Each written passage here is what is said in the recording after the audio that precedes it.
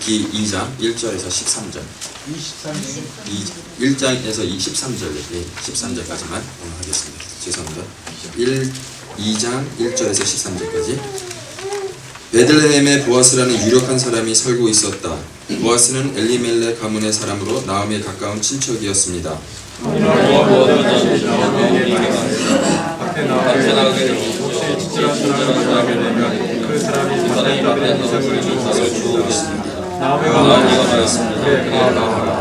그래서 룻은 밭으로 나갔습니다. 그녀는 곡식을 거두는 일꾼들을 따라다니며 그들이 남긴 이삭을 주었습니다. 마침 그 밭은 엘리멜렉 가문의 사람인 보아스의 밭이었습니다.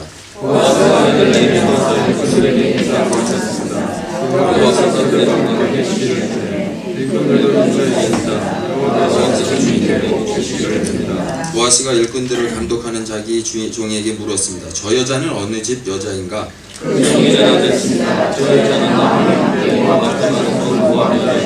일꾼들 뒤를 따라다니며 땅에 떨어지는 이삭을 줍도록 해달라고 했습니다. 그녀는 잠시 오두막에 쉰 것 말고는 아침부터 지금까지 계속 이삭을 줍고 있습니다.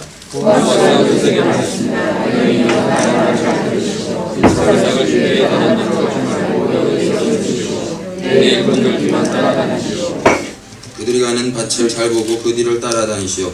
나의 일꾼들에게 당신을 건드리지 말라고 일러두었어. 목이 마르거든 물 항아리가 있는 곳으로 가서 일꾼들이 길러온 물을 마시도록 하시오.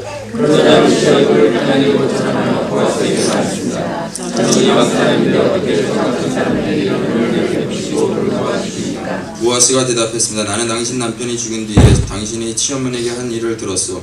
또 당신이 당신 부모와 당신 나라를 떠나 아는 사람 하나 없이 이 나라로 온 것도 다 알고 있어.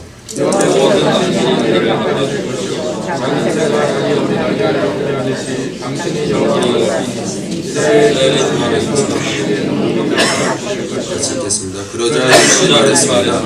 나의 주여 당신께 은총을 잃기 바랍니다. 저는 당신 종들 중에 하나로 왔습니다.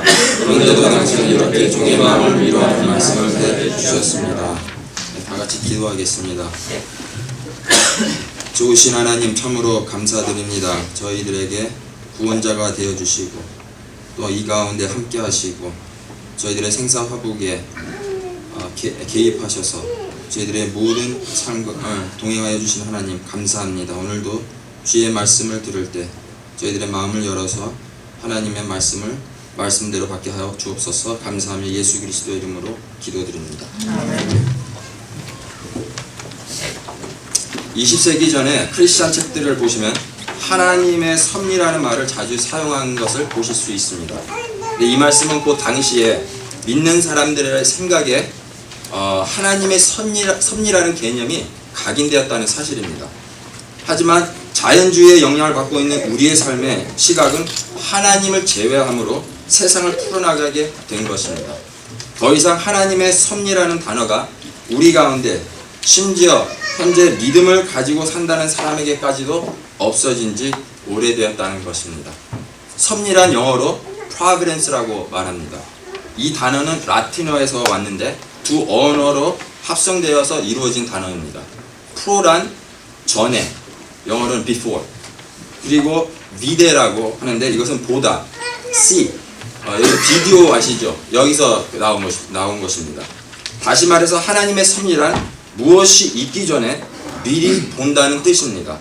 하나님의 섭리는 시간과 공간을 뜻하는데 하나님은 창조주로서 처음과 끝을 보시며 미래를 내다보신다고 성경은 증거하고 있습니다. 그래서 시편 139편 7절 12절을 보시면 하나님이 계시지 않는 곳이 없으시다고 노래하고 있습니다. 이 말씀은 하나님이 창조한 것은 하나님의 능력으로 붙들고 계시다는 것을 우리에게 말씀하고 있습니다. 이 모든 만물은 하나님에게 의존할 뿐만 아니라 존재하는 동안에 지속적으로 이 세상은 하나님을 의존한다는 뜻입니다. 이 세상은 스스로 존재할 수도 없고 보존할 수도 없습니다. 창조자이신 하나님만이 그분의 능력으로만 가능하다는 것입니다. 그래서 우리는 그분 안에 하나님 안에서 살아야 하고 움직이고 존재되어 있다는 것입니다. 하나님이 모든 것을 창조하시고 보존하신다면 그렇다면 우리의 역할은 무엇이겠습니까? 우리는 아무것도 안 해도 되겠구나라고 의문을 할 수가 있습니다. 그래서 이 질문에 대해 성경이 이야기하는 내용을 우리가 바로 볼 필요가 있습니다. 성경의 모든 역사는 우연의 사건들이 모여서 하나의 필연적인 결과를 만들어낸 편집물이 아니라 성경의 모든 역사는 곧 인간관계에서 오직 하나님의 경륜과 섭리 속에서 보여진 하나님의 사건들의 결정체들이라는 것입니다. 그래서 저는 오늘 룻기를 통해 우리의 얽힌 삶을 우연이 아니라 하나님의 섭리 가운데 있다는 것을 룻과 보아스의 관계를 통해 말씀드리기를 원합니다. 특히 보아스의 호의를 오늘 집중하실 수 있기를 바랍니다. 왜 성경이 보아스를 우리에게 소개하셨는지, 그리고 우리의 구원과 무슨 관계가 있는지를 알고 깨달아 하나님의 사람으로 이 땅에서 하나님이 주신 은혜의 선물, 곧 믿음을 가지고 고통과 어려움과 아픔 속에서 끝까지 지켜나갈 수 있으시기를 바랍니다. 제가 작년 룻기 1장을 기도하면서 여러가지 서적과 주석을 저희들 참고하면서 전체를 공부를 했습니다. 그래서 한 번은 저도 한 권의 책을 가지고 설교를 해보고 싶었는데 마침 저에게 하나님 말씀을 나눌 기회가 되어서 오늘 룻기 2장을 준비했습니다. 더욱 잘됐다는 생각은 룻은 목사님이 현재 사사기로 다루고 있는데 사사기 시대의 배경을 가지고 있다는 것입니다.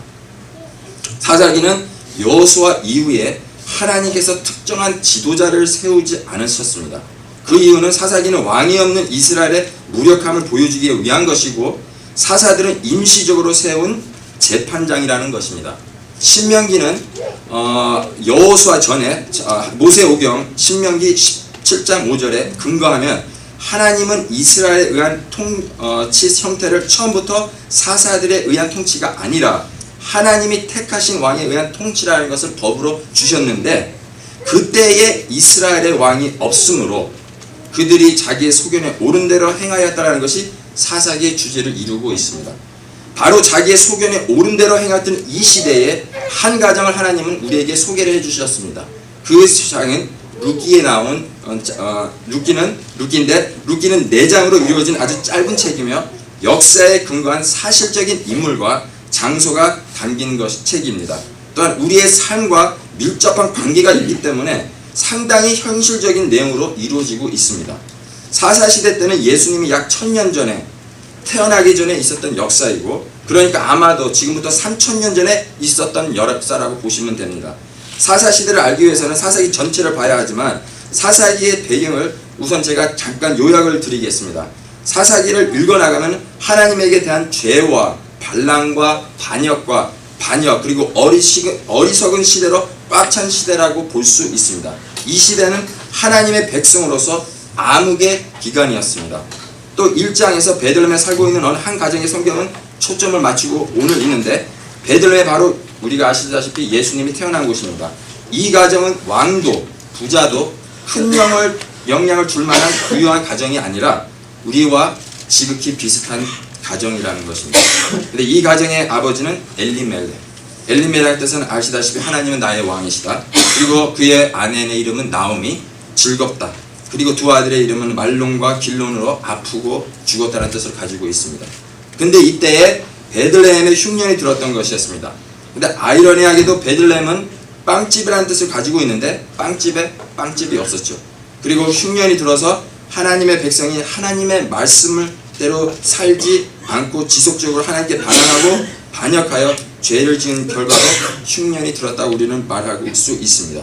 근데 아비멜렉은 자기의 소견에 옳은 대로 행동함으로 어리석은 선택을 하게 되어 자신과 가족들을 50마일 정도 떨어진 모압이라는 땅으로 이사가게 된 것을 우리가 작년에 봤습니다. 엘리멜렉은 하나님 믿는 사람이었지만 두 아들은 모압 땅에서 그 지방의 모압 여인과 결혼하게 됩니다. 그리고 모압 여인의 이름은 오르바와 루스입니다. 베들레헴의 흉년 때문에 굶지 않기 위해 엘리멜렉은 가정을 지켜주려다가 엘리멜렉 자신과 그의 아들들은 모압 땅에서 죽게 되었고 그만 세 여자 나오미, 오르바 그리고 룻은 과부가 되어 비참하고 황폐한 삶을 겸하게 됩니다. 그 나오미는 베들레헴에서 다시 풍년이 들어왔다는 소식을 접하게 되죠. 자신이 자랐던 고장과 덫이 있는 곳으로 다시 돌아갈 마음을 가지고 결단을 내립니다. 셋은 베들레헴으로 향합니다. 그런데 갑자기 나오미는 며느리에게 아무것도 줄 수 없다고 생각하자 나오미는 다시 며느리를 보내주려고 결정을 했습니다. 그러자 오르바는 시어머니의 말을 듣고 자신이 살던 모압 땅으로 다시 돌아갑니다. 그리고 룻은 나오미가 믿는 하나님을 믿고 그 믿음대로 순종함으로 베들레헴에 함께 향했습니다. 룻과 나오미가 베들레헴에 도착했을 때 고장에 함께 살았던 사람들이 나오미를 보자 이 사람이 정말로 나오미인가라며 떠들썩했습니다.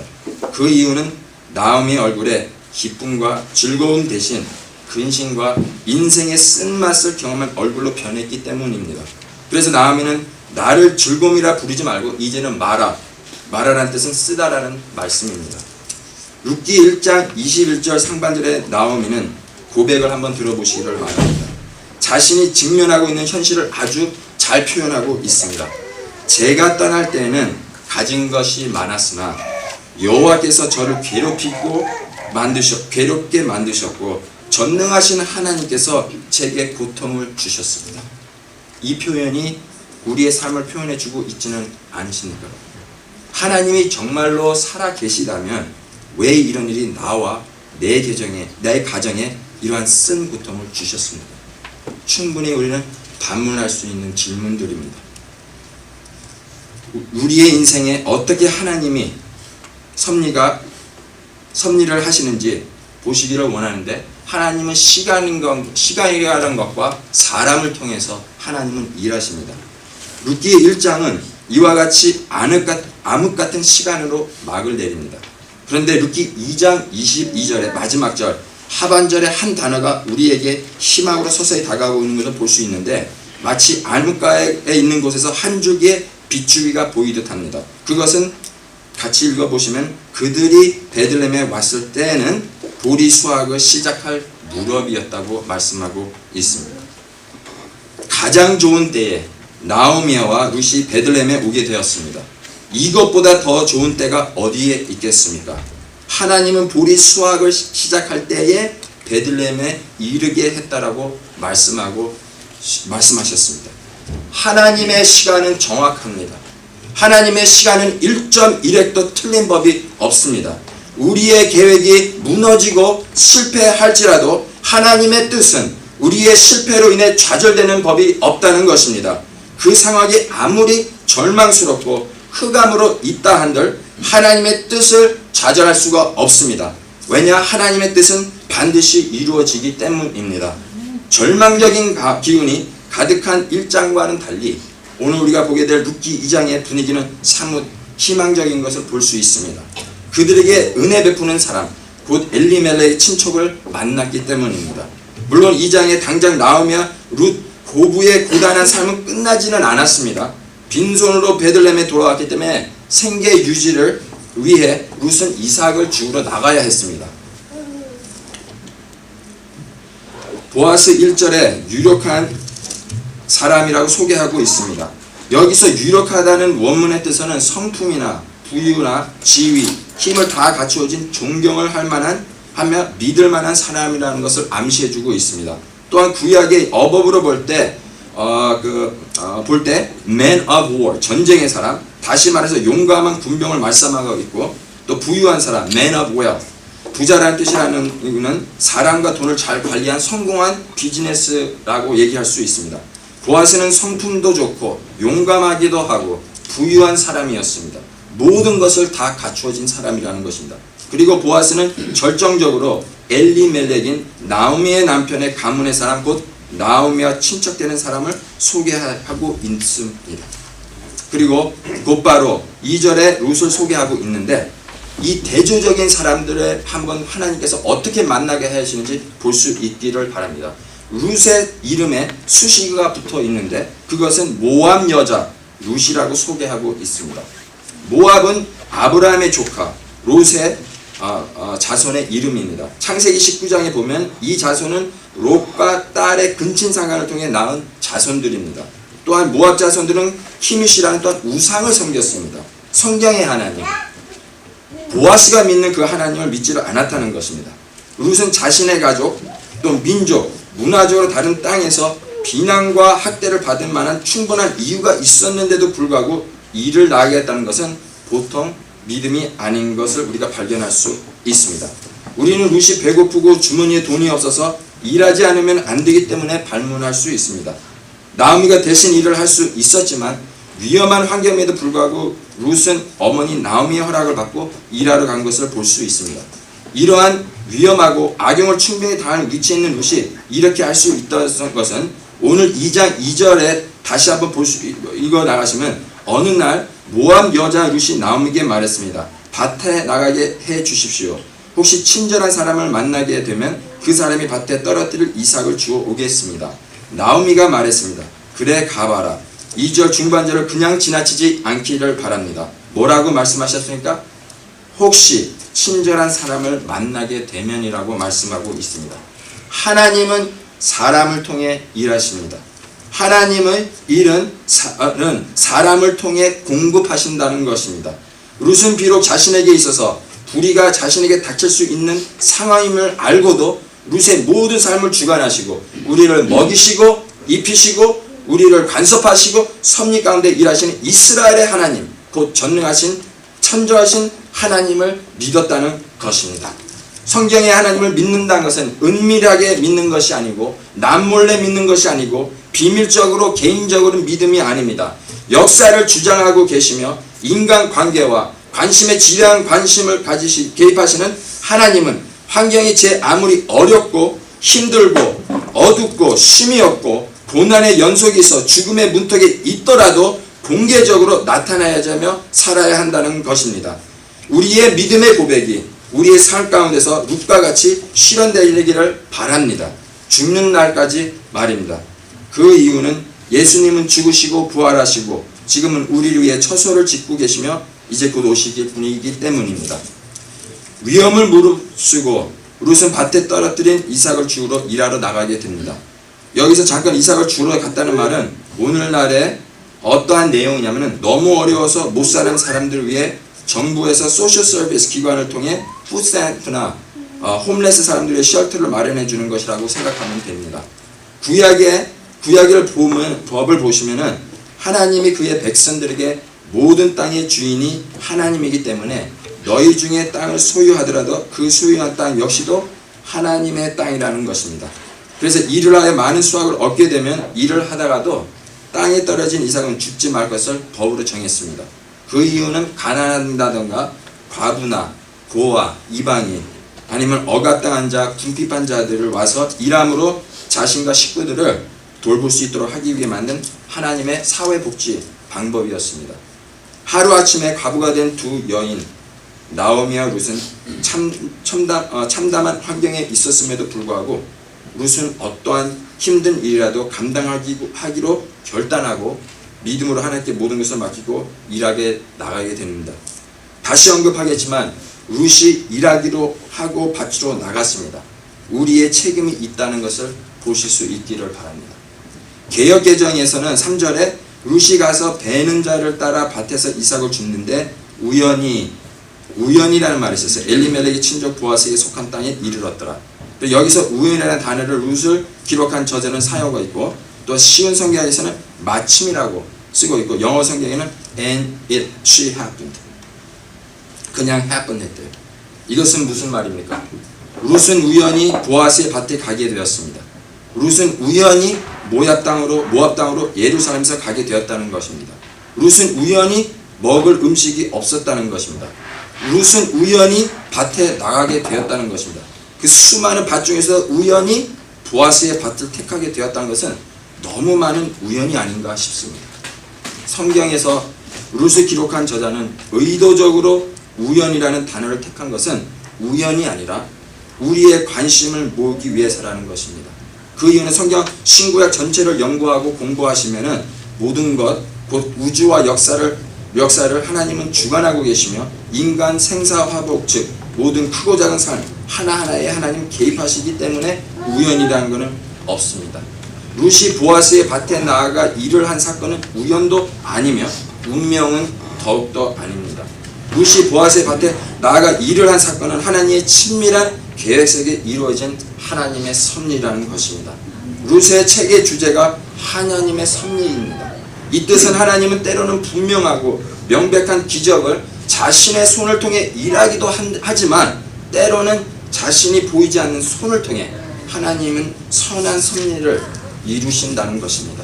인간의 견해에서 볼 때 룻이 밭으로 나가기 전에 모세와 같이 불 붙는 떨기나무에서나 천사가 나타나 말해준다거나 하나님의 직접 음성을 듣고 나아간 것이 아닙니다. 룻은 배가 고팠고 그래서 배고픔을 달래기 위해 위험한 상황에서도 불구하고 일을 해야 했기 때문에 믿음의 결단을 통하고 그냥 일을 한 것입니다. 우리는 여기서 우연이라든가 운명이라든가 행운이라든가 혹은 우리의 결단이라든가 말할 수는 있지만 궁극적으로는 모든 것을 창조하시고 주장하신 참 좋으신 하나님의 보이지 않는 은혜의 섭리 아래 이루어졌다는 사실입니다. 그래서 야고보에서는 1장 17절에 완전하고 좋은 모든 선물은 빛을 창조하신 하나님 아버지께서 오셨다고 말씀하고 있습니다. 이사야서 65장 11절을 보시면은 행운이나 운명을 의존하는 사람들에게 심판이 있다고 말씀하고 있습니다. 들어보십시오. 제가 한번 읽어보겠습니다. 그러나 나 여호와를 떠난 사람, 내 거룩한 산을 잊은 사람, 상을 치려놓고 행운이라는 우상을 섬기는 사람, 운명이라는 우상을 위해 잔치를 베푸는 사람은 심판을 받는다. 우리 인생들의 시야는 넓지 못합니다. 이것은 마치 숲의 나무와 비교할 수 있습니다. 숲의 안에 있는 우리에게는 너무 미세한 나무들을 가르쳐 있어서 정작 봐야 큰 숲을 볼 수 없습니다. 우리가 비행기 위에서 수많은 나무들이 형성된 숲을 볼 수 있듯이 하나님은 상세히 세부적인 것들이 왜 필요한지를 알고 계시기 때문에 우리에게 허락함으로 우리의 인생을 더 아름답게 하시는 하나님의 선하신 계획이며 안 보이신 하나님의 섭리라는 것입니다. 하나님을 믿는 사람에게는 우연도 운명도 행운도 점 같은 것이나 무당을 의지하지 마시기 바랍니다. 성경에 하나님을 믿고 있다는 것은 이 세상을 통치하시고 역사를 주관하시는 하나님을 믿는 것입니다. 우리의 삶이 아무리 고달프고 어렵고 힘들어도 끝까지 그 좋으신 선하신 하나님을 믿으시기를 바랍니다. 하나님의 주권과 우리의 책임은 어떤 신학자들도 설명하기 어려운 부분이며 완전히 이해할 수 없는 부분이지만 이해를 못한다고 해서 무관해서도 안 됩니다. 그래서 우리는 지혜를 구하고 하나님의 말씀을 가까이 하여 하나님의 주권과 인간의 책임에 긴장이 있다는 것을 인식하는 가운데 있기를 바랍니다. 그 이유는 성경은 두 가지를 분명히 우리에게 말씀하고 계시며 증거하고 있습니다. 그래서 성경이 가는 데까지 가고 서는 데까지 서서 성경을 해석할 때 왜곡시키지 않기를 바랍니다. 그래서 이단이 나오는 것이고 성경의 비평자들이 나옴으로 모든 기적들을 믿지 않는다는 것입니다. 인간의 욕심으로 지혜를 풀려다 하기 때문에 안타까운 현실이 우리 가운데 놓여있기 때문에 모든 믿는 사람들의 큰 하나님의 주권 혹은 섭리 가운데 룻은 밭에 나가기로 선택했는데 그 밭은 보아스의 밭이었습니다. 이 말씀은 곧 하나님은 미리 보시고 룻의 삶의 가운데 일하고 계셨다는 것입니다. 룻은 밭에 가서 이삭을 주우러 결단 내렸을 때 4절에 쉬운 성경의 표현은 잘 안 나와 있는데 영어 생계는 behold, 보라, 보아스가 베들레헴에 왔다라고 시작하고 있습니다. 룻은 밭에 일하기로 결정하고 있을 때에 보아스는 베들레헴에 자신의 밭을 돌아보기 위해 왔었던 것입니다. 여기서 하나님의 섭리와 인간의 책임의 조화를 보실 수 있기를 바랍니다. 룻이 일하러 가려고 결단을 내리지 않았다면 과연 보아스를 만날 수 있었을까요? 보아스와 룻이 드디어 만나게 됩니다. 이 세상에 사장이나 CEO 같은 직장인들은 오자마자 잔소리로 시작할 수 있습니다. 그렇지만 보아스를 한번 보시기를 바랍니다. 보아스는 자신의 밭에 오자마자 일꾼들에게 4절 중반절에 여호와께서 그대들과 함께 계시기를 비네 라며 인사를 하는 것을 볼 수 있습니다. 이 땅에서 보기 힘든 CEO로인 것 같습니다. 이런 사람 밑에 일한다는 것은 참으로 복이며 은혜를 입은 자들이라고 생각합니다. 여기서 끝나지 않고 일꾼들도 보아스에게 뭐라고 답변합니까? 여호와께서 주인님에게 복 주기를 빕니다 라고 인사를 주고받습니다. 이건 참 아름다운 광경이 아닌가 싶습니다. 주인의 일꾼들을 축복하고 일꾼들은 주인을 축복하는 아름다운 주인과 종의 관계.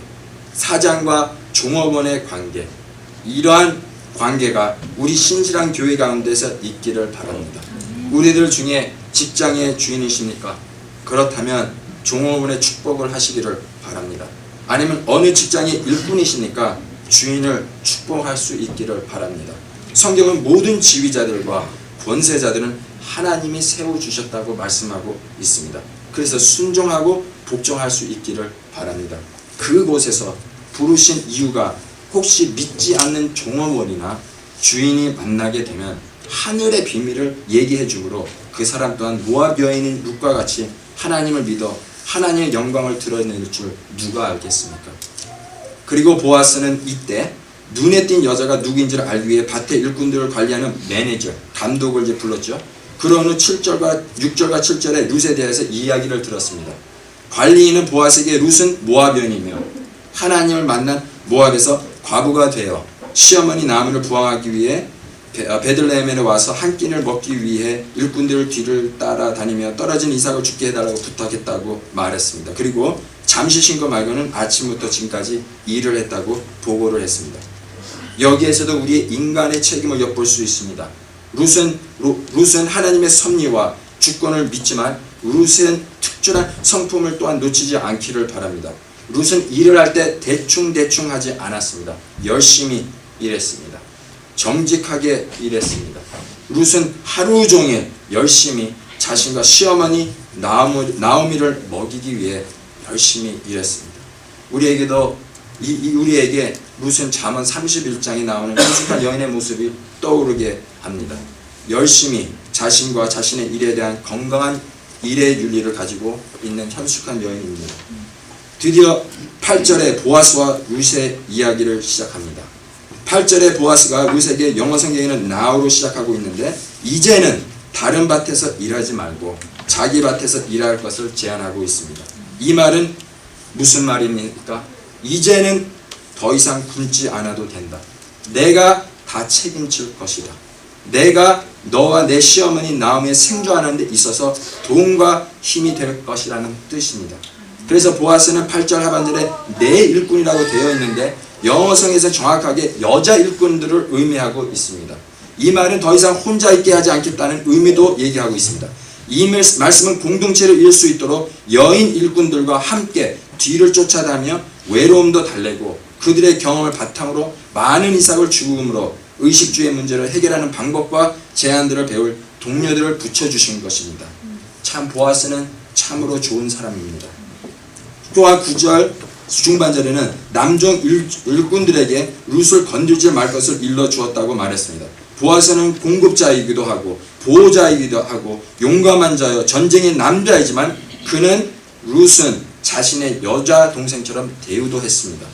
바울 사도도 모든 믿는 여자들에게 여자 동생처럼 누이처럼 어머니처럼 대우할 것을 말씀하고 있습니다. 보아스는 이와 같이 자신의 품에 있는 모든 일꾼들을 하나님의 사람으로 취급하고 존중했다는 것입니다. 사실 이 부분은 여자나 남자 모두가 조심해야 할 문제입니다. 특히 우리 신실한 교회 안에서 예수 그리스도 안에 있는 한 형제요 자매가 된 자들은 여자는 남자를 아버지나 남자 동생이나 오빠처럼 대할 수 있기를 바랍니다. 또한 남자들은 여자들을 나이가 많으신 분들에게는 어머니처럼, 나이가 조금 많은 여자에겐 누이처럼, 또한 어린 여자에겐 여동생처럼 대우함으로 하나님의 아름다운 교회, 깨끗한 교회의 모습을 유지하여 지켜나갈 수 있기를 바랍니다. 그들의 존엄과 위엄과 존중함과 친절함과 상냥함으로 서로 대접하여 주님 오실 그 날에 깨끗하고 거룩한 신부로 우리 주님 맞이해야 될 거 아닙니까? 여기서 보아스의 친절함을 계속해서 볼 수 있기를 바랍니다. 이 시대에는 사람들이 목이 마를 때면 주로 여자들이 물을 길어서 남자와 동물들을 물을 주곤 했습니다.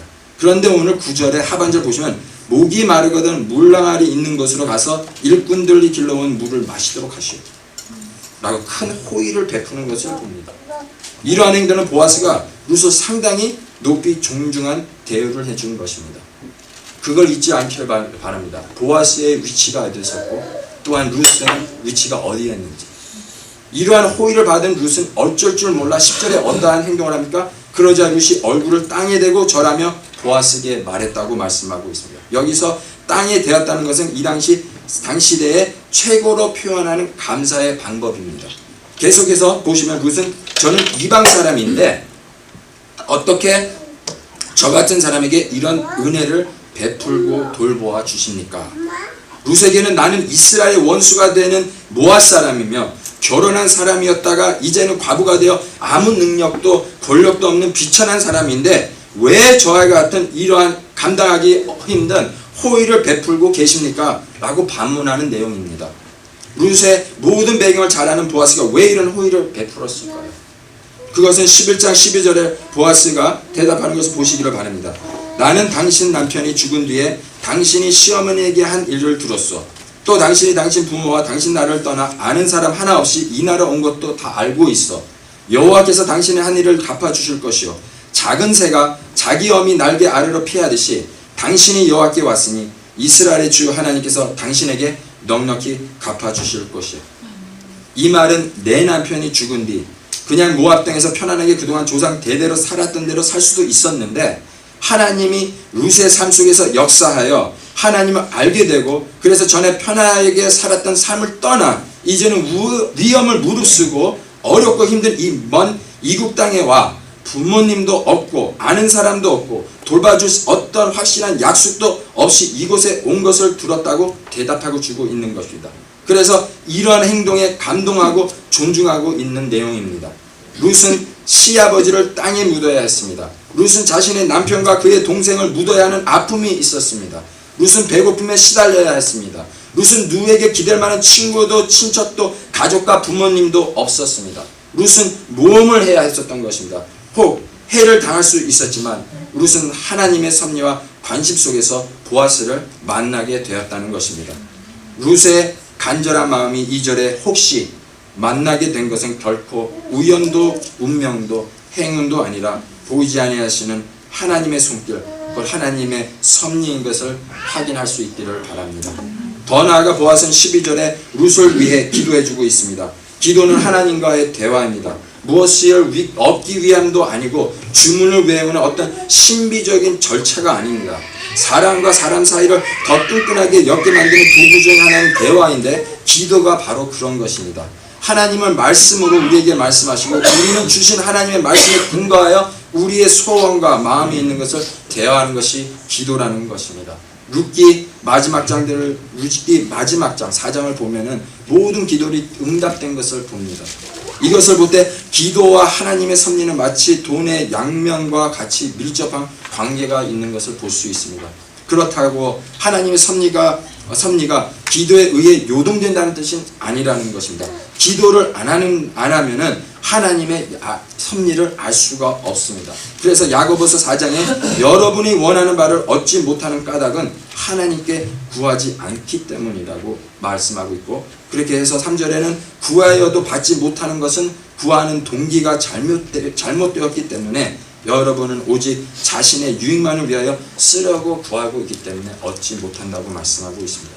기도를 해도 얻지 못하는 이유는 우리의 유익만을 위해 쓰기 때문에 하나님께서 또한 응답을 해주지 않는다는 것입니다.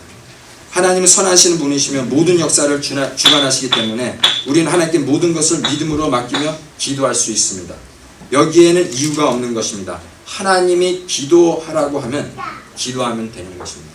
어떤 논리로도 설명하여 이해할 수 있는 부분도 아닙니다. 만약 하나님이 선하시다면, 그리고 하나님은 좋으신 분이지 않습니까? 그리고 하나님이 모든 것을 주장하시는 분이니 기도하시라 그러면은 저희들은 그냥 기도하면 되는 것입니다. 이것이 바로 믿음이고 순종인 것입니다. 하나님은 하나님의 자녀들의 기도를 들으시고 반드시 응답해 주시기를 원하고, 오늘 함께 읽으신 본문에서처럼 하나님은 룻의 기도를 들어주시는데 바로 그 기도가 보아스였다는 자신이었다는 것입니다. 아까 위에 언급한 것처럼 기도는 어떤 기적을 일으키는 것이 아니라는 것입니다. 기도는 하나님과의 대화이며 더 이상도 더 이하도 아님을 알기를 바랍니다. 그래서 시험을 받지 않기를 바랍니다. 마치 기도를 하면 다 들어주셔야 하는 태도는 기도에 대한 잘못된 선입관입니다. 성경이 말하는 기도는 어떤 종교인들이나 우상들에게 원하는 바를 가지고 비는 어떤 토속신앙에 비롯된 거지 성경이 가르치는 기도는 아니라는 것입니다. 하지만 전능하신 하나님과의 깊은 만남을 하게 되면 기적과 이적, 우리가 상상도 못한 것을 경험할 수도 있지만 우리가 그때 비로소 하나님의 섭리인 것을 고백하게 된다는 것입니다. 우리가 경험한 모든 크고 작은 것은 우연이 아니라는 생각들이 모인 하나님의 통치 아래 계획된 하나님의 섭리임을 깨달으시기를 바랍니다. 룻이 하나님을 의지했기 때문에 저의 옛삶을 버리고 한 번도 경험해보지 않은 새 삶을 향하게 되자 보아스를 만남으로 하나님의 크신 은혜의 섭리를 맛볼 수 있었는데, 그래서 12절에 여호와께서 당신의 한 일을 갚아주실 것이요 작은 새가 자기 어미 날개 아래로 피하듯이 당신이 여호와께 왔으니 이스라엘의 주 하나님께서 당신에게 넉넉히 갚아주실 것이요. 이 구절을 잠시 묵상할 수 있기를 바랍니다. 얼마나 아름다운 표현입니까? 룻은 마치 새 집을 잃은 작은 새로 비유하고 있습니다.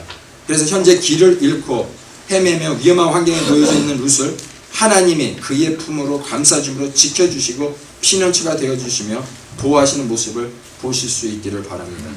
여전히 룻은 경제적으로나 가정적으로나 달라진 것은 하나도 없지만 하나님의 섭리 가운데 어린 아이가 걸음마 하듯이 조금씩 하나님의 섭리를 깨달아 알아가고 있는 것입니다. 하나님의 섭리의 단어는 서서히 우리 믿음의 사람 속에서 사라진 지 오래되었습니다. 이제는 우리의 삶에 하나님의 섭리의 단어를 가지고 올 필요가 있습니다. 우리의 삶을 하나님의 섭리 안에 있다는 진리를 알 때 큰 위로가 되며 이 세상에서 좌절하지 않고 소망 가운데 살아갈 수 있기 때문입니다.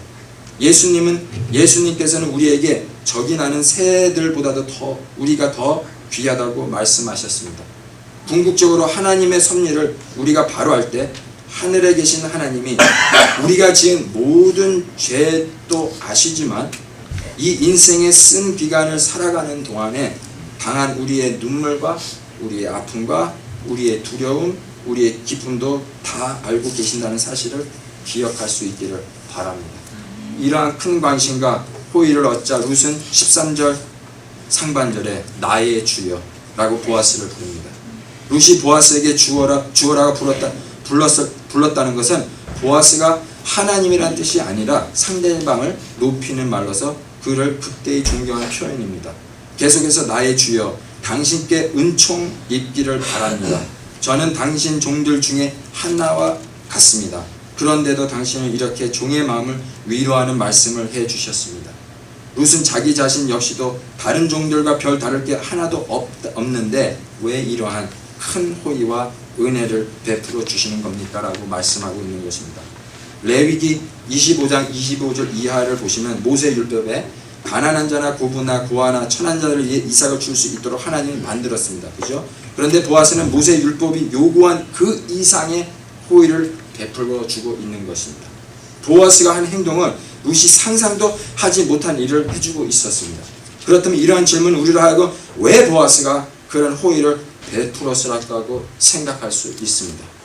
왜 보아스는 모세 율법이 요구한 그 이상의 호의를 베풀었을까요?